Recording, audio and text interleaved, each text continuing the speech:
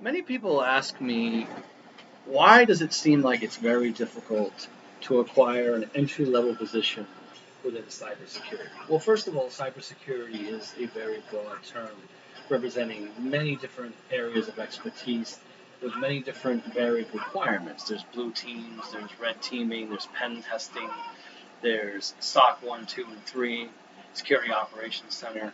There's different legal requirements within each state, different federal requirements, and of course, certain certifications that serve as a base foundation. But a lot of people I talk to, even with various certifications, both vendor agnostic and vendor based, say that they've gone on a lot of interviews, passed out their resume 50, 60 times, got a few callbacks, acquired a few interviews, but were not hired. And some people who have just graduated from university and are working on their first entry level certs haven't even been able to get an interview yet. Well, one of the major reasons for that is even though it may be advertised as an entry level position within cybersecurity, cybersecurity as a practice is not an entry level position overall.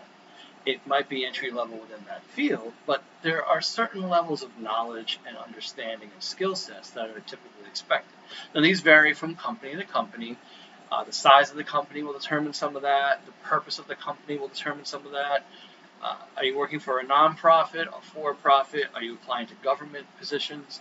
But essentially, networking knowledge, IT knowledge, routers, modems, the three-way handshake, and other aspects of networks and digital devices and systems and browsers should be really well understood, and not just from a theoretical or academic point of view, but one should be able to work within practical application.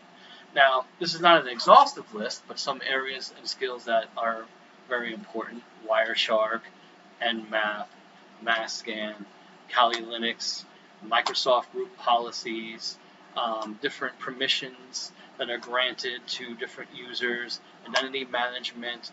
Now, obviously, no one is going to be an expert in all of these things or have equal skill and knowledge of all the different aspects or elements or sub-branches of cybersecurity. There's blue teaming, there's red teaming, there's pen testing, right? There are people that work in cybersecurity that have very little mathematical or programming knowledge. Others work in other areas where mathematical and programming knowledge is required, and other elements that companies or organizations are looking for.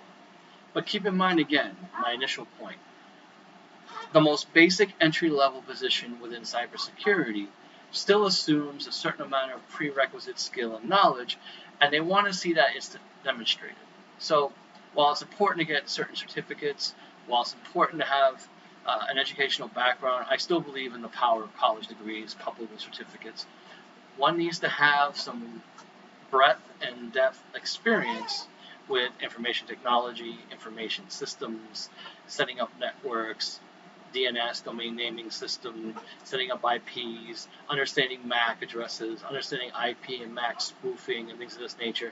Again, not just from a textbook or manual, which is a good start, but in practice. I do recommend hacking competitions, for example, that are sponsored by like NSA and some major universities and some of the companies like Elastic, for example.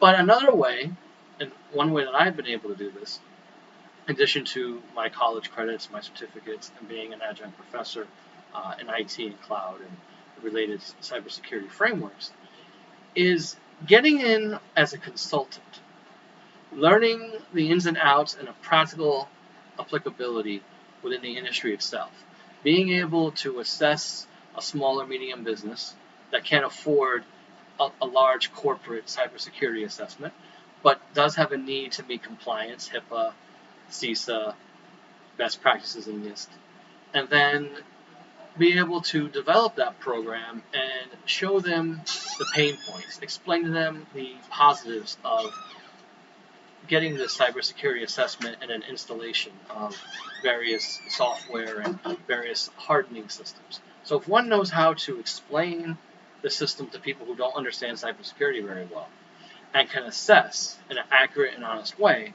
and give the best value proposition and the best price possible for what the company really needs, that's going to help open doors through networking with other people in the industry and other businesses, and also enhance one's knowledge and practical skills in the areas that matter most to helping design and implement and sell the cybersecurity solutions to the given business.